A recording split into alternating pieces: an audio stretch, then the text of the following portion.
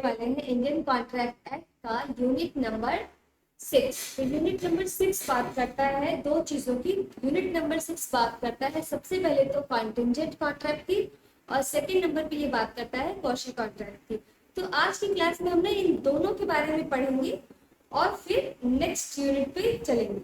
ठीक है, तो हमने अब तक जो है यूनिट 5 कंप्लीट कर ली थी और यूनिट 6 की अब बारी है। तो हम देखते हैं पहले तो कंटिंजेंट का मतलब क्या होता है। ठीक है, जब हम कंटिंजेंट कॉन्ट्रैक्ट की बात करेंगे, कॉन्ट्रैक्ट तो हम लोग समझ चुके हैं। कॉन्ट्रैक्ट क्या होता है? एक ऐसा एग्रीमेंट जो कि इन्फोर्सिबल बाय लॉ। ठीक, तो ये हो जाता है हमारा कॉन्ट्रैक्ट। लेकिन कंटिंजेंट का क्या मतलब होता है? तो कंटिंजेंट का मतलब होता है वो चीज जो कि अनसर्टेन। मतलब कंटिंजेंट कॉन्ट्रैक्ट एक ऐसा कॉन्ट्रैक्ट होता है जो कि कॉन्ट्रैक्ट तभी बनेगा जब फ्यूचर में कोई इवेंट होने वाला होगा या फिर नहीं होने वाला होगा। दोनों चीज हो सकती है। तो बेसिकली ये क्या हुआ, ये अभी डिसाइड नहीं हुआ है, ये होगा डिसाइड का फ्यूचर में। फ्यूचर डेट पे डिसाइड होगा, फ्यूचर डेट पे ये डिसाइड होगा कि कॉन्ट्रैक्ट है भी या नहीं। ठीक, तो कॉन्टिंजेंट कॉन्ट्रैक्ट के बारे में हम लोग देखेंगे और क्वाशी कॉन्ट्रैक्ट के बारे में हम लोग देखेंगे। देखो, सबसे पहला अ कॉन्ट्रैक्ट टू डू, यानी कुछ करना है या कुछ नहीं करना। कुछ भी हो सकता है, करना भी हो सकता है, नहीं करना भी हो सकता है। समथिंग इफ सम इवेंट, यानी एक ऐसा event collateral to such contract does or does not, वो जो इवेंट है वो होगा या नहीं होगा उस पर डिपेंड करेगा। ठीक है, डेफिनेशन देख लेते हैं हम लोग। A contract to do or not to do something if some event collateral to such event does or does not happen.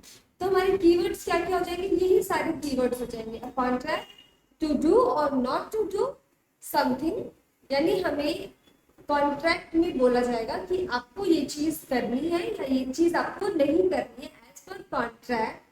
अगर एक इवेंट जो कि फ्यूचर में होने वाला है या नहीं होने वाला है उस पर डिपेंड करेगा। बहुत अच्छा से इसका एग्जाम्पल लेते हैं हम लोग। देखो, जैसे कि मान के चलो अ कॉन्ट्रैक्ट, एक कॉन्ट्रैक्ट बी टू पे 10 लाख इफ हाउस बर्न।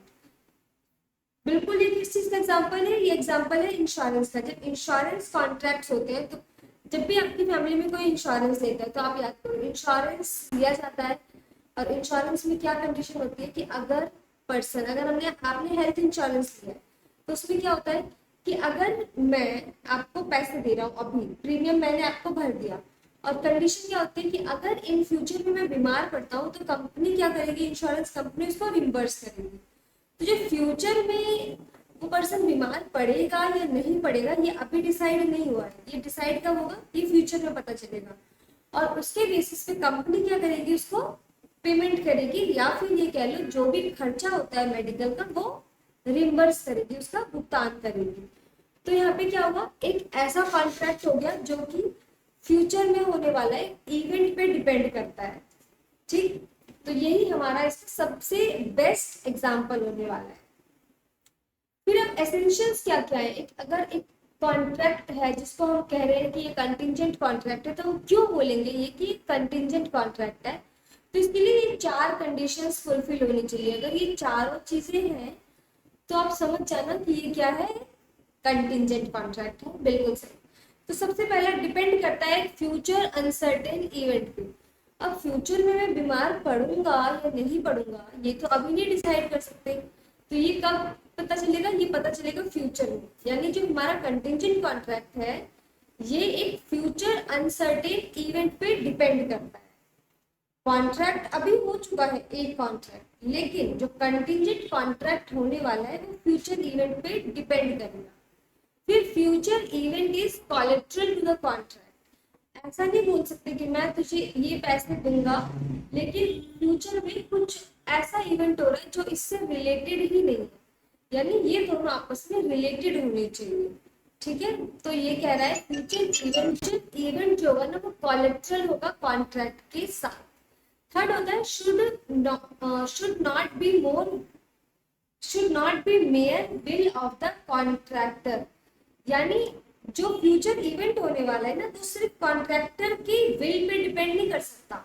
अब पर्सन खुद नहीं सोच सकता ना, अच्छा चलो ठीक है भाई पैसा चाहिए तो मैं बीमार पड़ जाता हूँ, वो खुद से बीमार नहीं पड़ सकता ना। तो यहाँ पे क्या हुआ, वो जस्ट उसके मेयर विलिंगनेस नहीं है, ये एक ऐसा इवेंट है जो कि कुछ भी हो सकता है, उस पर डिपेंड करता है। फॉर एग्जाम्पल लेते हैं हम यहाँ पे, अगर किसी ने ए ने कॉन्ट्रैक्ट किया बी से कि आई विल मैरी यू, ठीक, वो उससे शादी करने का कॉन्ट्रैक्ट करता है। तो ये शादी करने का कॉन्ट्रैक्ट है, ये इसकी विलिंगनेस पे डिपेंड कर सकता है। इन फ्यूचर हो सकता है मैं उससे शादी ना करूं, मैं वो रिफ्यूज कर सकता है, वो इस चीज के लिए क्या कर सकता है, मना कर सकता है।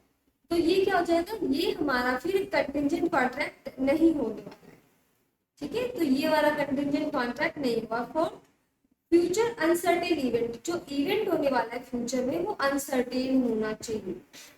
ये जो फर्स्ट एंड लास्ट पॉइंट ना दोनों अलग है, वो अलग कैसे है, पहला बात कर रहा है कि डिपेंडेंट है, फर्स्ट कॉन्ट्रैक्ट सेकंड वाले पे डिपेंडेंट है, और ये बोल रहा है कि फ्यूचर इवेंट जो है वो अनसर्टेन होना चाहिए। ये एकदम साफ फ्यूचर इवेंट पे फोकस कर रहा है कि वो तो अनसर्टेन होगा ही होगा। ये बात कर रहा है फर्स्ट पॉइंट कि जो हमारा आज हमने कॉन्ट्रैक्ट किया है ये क्या है, ये उस पर डिपेंड कर रहा है, किस पे, फ्यूचर अनसर्टेन इवेंट पे। ये चार हमारे अलग अलग पॉइंट्स हो गए। पहला, फ्यूचर अनसर्टेन इवेंट पे डिपेंड करेगा। दूसरा, मेयर विलिंगनेस नहीं होनी चाहिए कॉन्ट्रैक्टर की।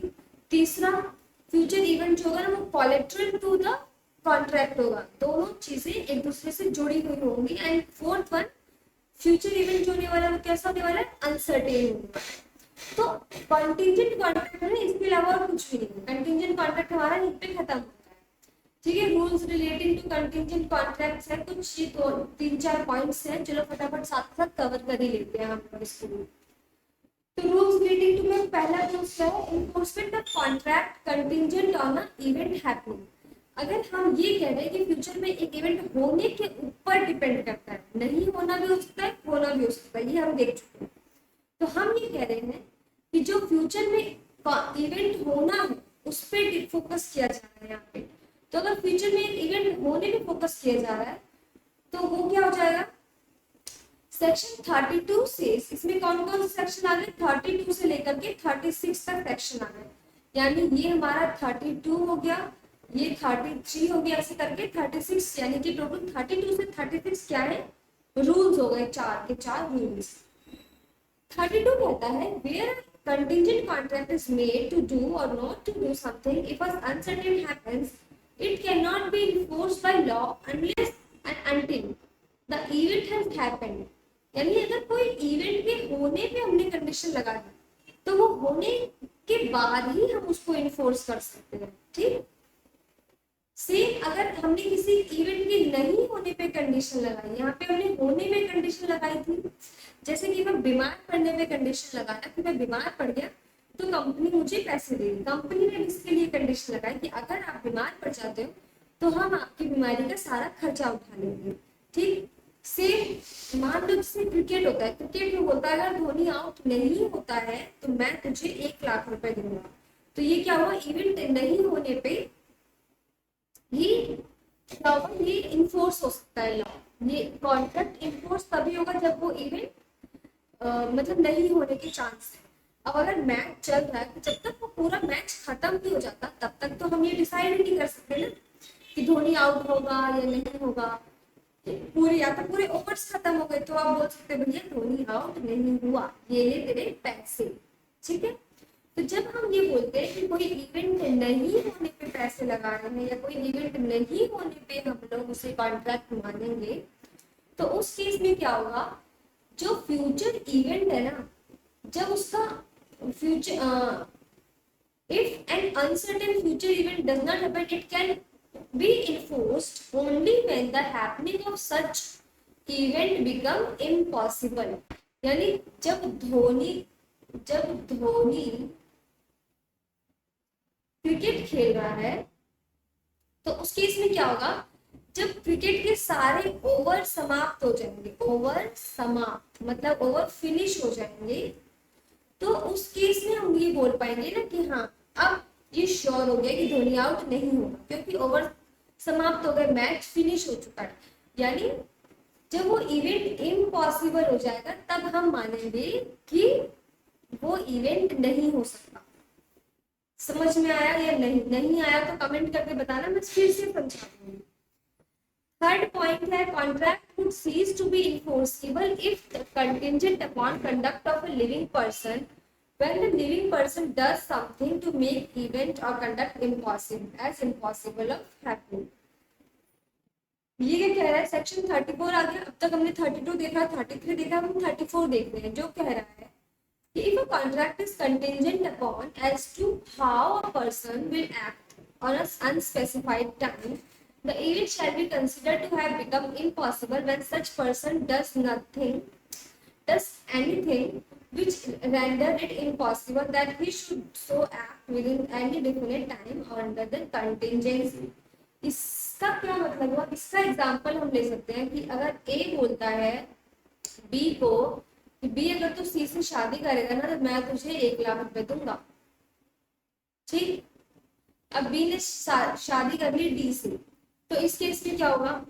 इसने ऐसा काम कर दिया ना कि ये वाला पॉसिबल ही नहीं हो सकता। उसने कोई और ऐसा एक्ट कर दिया जिससे पहला एक्ट इम्पॉसिबल हो गया, तो उस केस में भी क्या हो जाएगा? कॉन्ट्रैक्ट इनफोर्सेबल हो जाएगा। यहाँ पे इनफोर्सेबल हो जाएगा। ये इम्पॉसिबल होने की कंडीशन बता रहा है। उसके बाद है लास्ट पॉइंट हमारा, fourth topic D, contingent on happening of specified event with in the fixed time.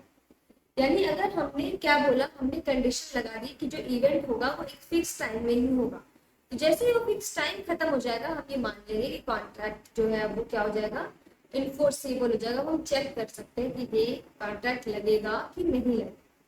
Section 35 says that contingent contract to do or not to do anything if a specified uncertain event happens within a fixed time becomes void if the expiration of time fixed has not happened or if before time fixed such event become impossible। यानी या तो वो time खत्म हो गया तो इनफोर्सिबल हो जाएगा, टाइम से पहले क्या हो जाएगा? टाइम से पहले ही अगर वो इम्पॉसिबल हो गया तो वो क्या हो जाएगा? इवेंट वॉइड हो जाएगा।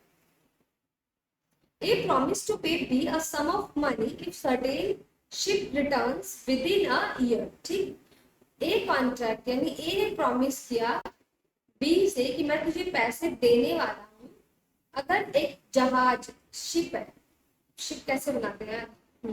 शिप है, वो टाइम से पहले वापस आ जाएगा तो मैं तुझे पैसे दूंगा। अब क्या हुआ? अब अगर ये शिप जो है वो पानी में डूब गया तो इवेंट क्या हो गया? इम्पॉसिबल हो गया। अब इवेंट इम्पॉसिबल हो गया,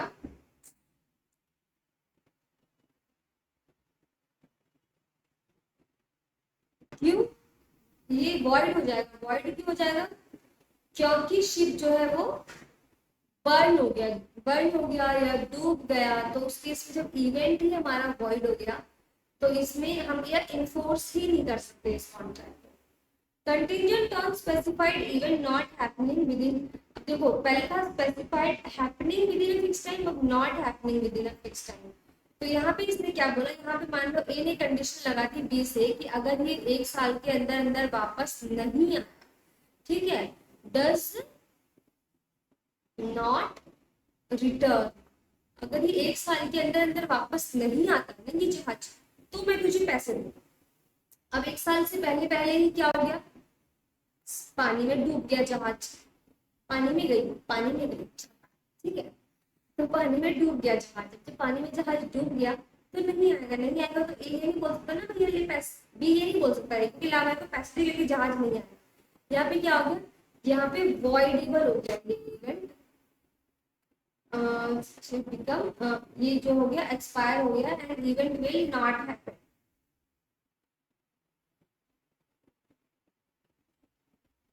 Contingent contract to do or not to do anything if a specified uncertain event does not happen within a fixed time may be enforced by law when the time fixed has expired and such event has not happened or before time fixed has not expired If it become uncertain, the such event will not happen.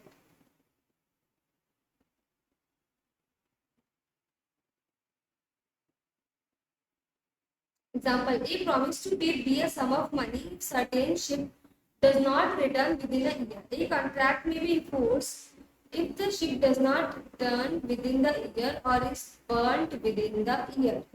यानी ये क्या हो रहा है यहाँ पे, ये enforceable हो जा रहा है, मतलब कुछ कंफ्यूजन हो गई है यहाँ पे, इन्फोर्सिबल हो रहा है क्योंकि वो इवेंट अब नहीं हो सकता।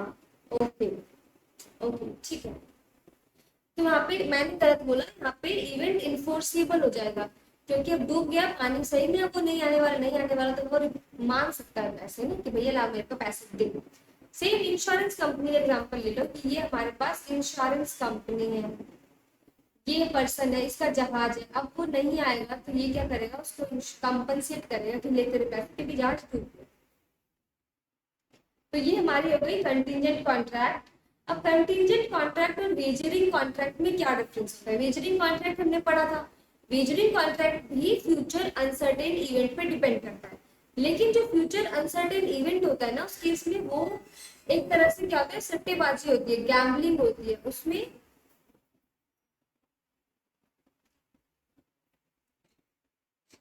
ये वॉइड होते हैं, ये कॉन्ट्रैक्ट हमेशा से क्या होते हैं, वॉइड होते हैं। वेजरिंग कॉन्ट्रैक्ट क्या है, रेसिप्रोकल प्रॉमिस होता है, consist of reciprocal. Uncertain event is core factor, uncertain event ही इसमें क्या होता है, कोर होता है, जबकि इसमें क्या होता है, कोलेट्रल होता है। ठीक, wagering agreement is essentially contingent, ये भी कंटिंजेंट है, ये भी कंटिंजेंट है, लेकिन ये कंटिंजेंट क्या होता है, जो कंटिंजेंट कॉन्ट्रैक्ट है वो कॉन्ट्रैक्ट बन जाता है, बट वेजरिंग हमेशा से ही क्या रहता है। और सेम जो इवेंट होने वाला है उसमें इन दोनों का, वेजरिंग कॉन्ट्रैक्ट के केस में फ्यूचर अनसर्टेन इवेंट में कोई इंटरेस्ट नहीं होता, जबकि इसमें क्या होता है, वो रिलेटेड होता है उनसे किसी न किसी तरह से, उसको इंटरेस्ट में होता है। किस केस में? कंटिंजेंट कॉन्ट्रैक्ट के केस में। और ये क्या होता है, वॉइड होता है, ये क्या होता है, वैलिड होता है। समझ आ गया? अब एक कॉशी कॉन्ट्रैक्ट, कॉशी कॉन्ट्रैक्ट हम लोगों ने छोटा सा ब्रीफ देखा था कि कॉशी कॉन्ट्रैक्ट वो कॉन्ट्रैक्ट होता है जिसमें एक्चुअल में वो कॉन्ट्रैक्ट नहीं है लेकिन लॉ उसको कॉन्ट्रैक्ट बना देता है।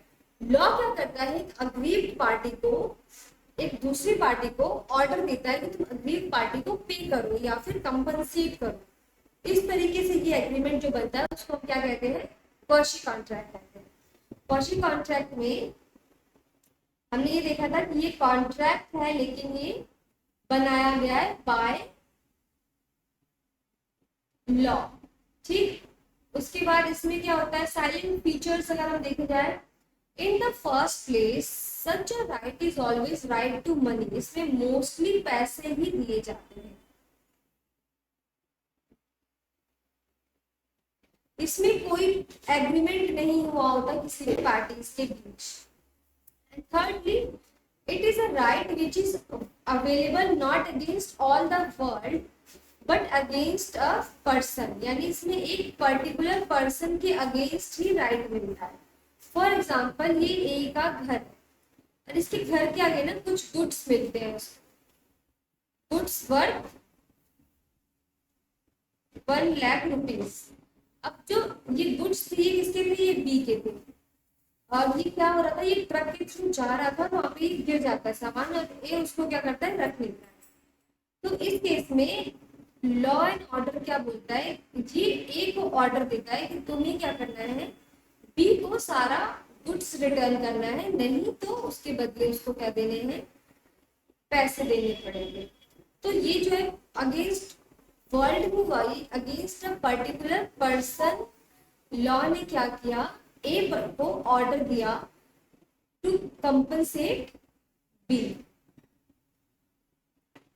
Cases deemed as a quasi contract, इसमें 5 ऐसे अलग अलग केसेस हैं जो कि ये दिखाते हैं कि ये कॉशी कॉन्ट्रैक्ट। सबसे पहला, claim for necessity supplies. Claim for necessity supplies में क्या होता है कि मान के चलो एक गार्जियन है जो कि क्या कर रहा है, एक ऐसी पर्सन को जो कि माइनर है उसको उसकी जरूरत की सारी चीजें देता है, मतलब स्कूलिंग, उसके बाद फिर फूड, क्लोथ्स, लाइफस्टाइल मेंटेन करने के लिए सारी चीजें वो प्रोवाइड कर। अब इस केस में क्या होगा कि जो जी को कंपनसेशन मिलना चाहिए, अब माइनर से मिलेगा या तो माइनर के असेट से मिलेगा, माइनर के असेट से मिलेगा या फिर माइनर से ये चीजें उसको प्रोवाइड की जाएंगी। क्यों? क्योंकि यहाँ पे कोई कॉन्ट्रैक्ट नहीं हुआ है माइनर और गार्जियन के बीच में, लेकिन फिर भी ये कैसा होगा, ये एक आशी कॉन्ट्रैक्ट बनेगा जिसमें लॉ गार्डियन को प्रोवाइड कर रहा है एक सपोर्ट, ताकि उसने जो भी खर्चा किया उसको उसके बदले कंपनसेशन मिल सके। फिर payment by an interested person. Payment by an interested person का हम एग्जांपल ले सकते हैं। मान के चलो एक प्रॉपर्टी है जिसपे एक गोडाउन, जिसमें ए क्या कर रहा है, ए अपना सामान रखता है, सप्लाई करता है। अब ये जो प्रॉपर्टी है ना, इस पे प्रॉपर्टी ए ने ये प्रॉपर्टी किस पे ली है, रेंट पे ली हुई है, और ओनर कौन है, ओनर है बी। अब बी ये बोल रहा है कि भाई मैं प्रॉपर्टी टैक्स नहीं भर रहा। गवर्नमेंट ने क्या किया, पेनल्टी लगा दी, प्रॉपर्टी टैक्स के साथ साथ पेनल्टी भी लगा दी। एंड अब नहीं अगर वो पे करते हैं तो वो क्या करेगा, गवर्नमेंट क्या करेगी, वो लैंड को सीज कर देगी।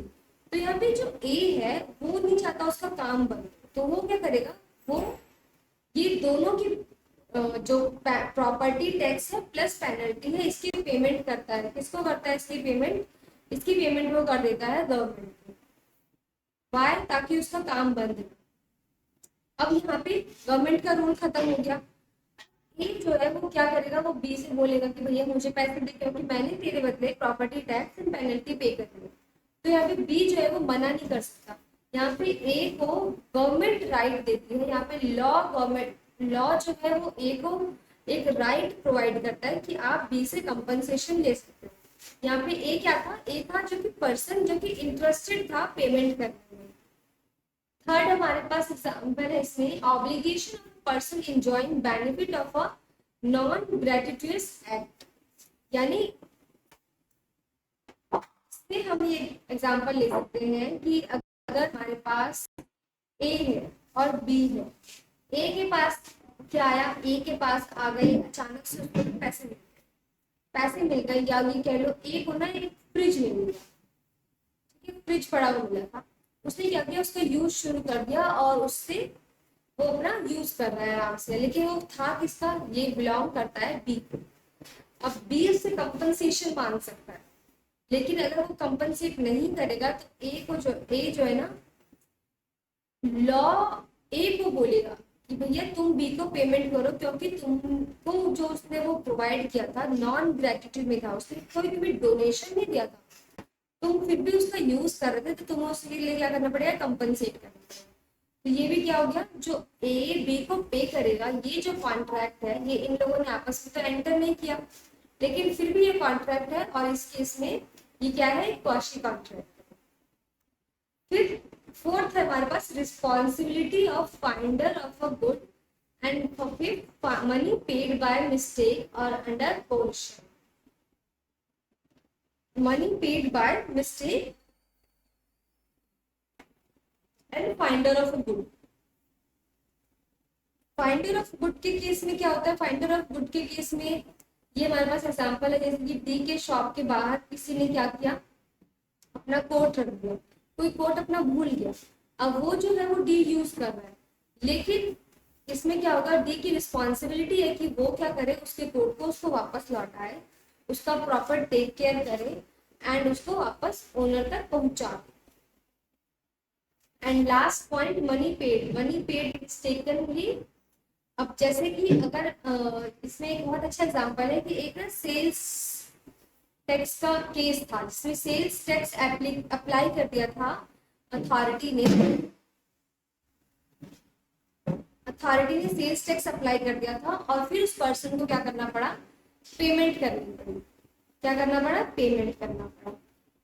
तो इस केस में क्या होगा, इस केस में जब बाद में ये केस आगे पहुंचा और पता चला कि सेल्स टैक्स तो अप्लाई होना ही नहीं था, तो यहाँ पे इसको क्या करना पड़ेगा, जो गवर्नमेंट डिपार्टमेंट है या ये कह लो अथॉरिटी है, इसको क्या करना पड़ेगा, मनी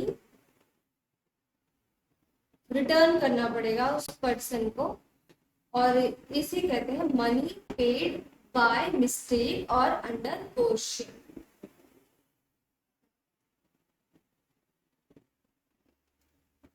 अब हमारा कौशी कॉन्ट्रैक्ट भी खत्म हो गया है, ये छोटा सा चैप्टर हमारा फिनिश है। अब नेक्स्ट यूनिट देखेंगे, यूनिट नंबर 7, जो कि बात करता है contract of indemnity and guarantee.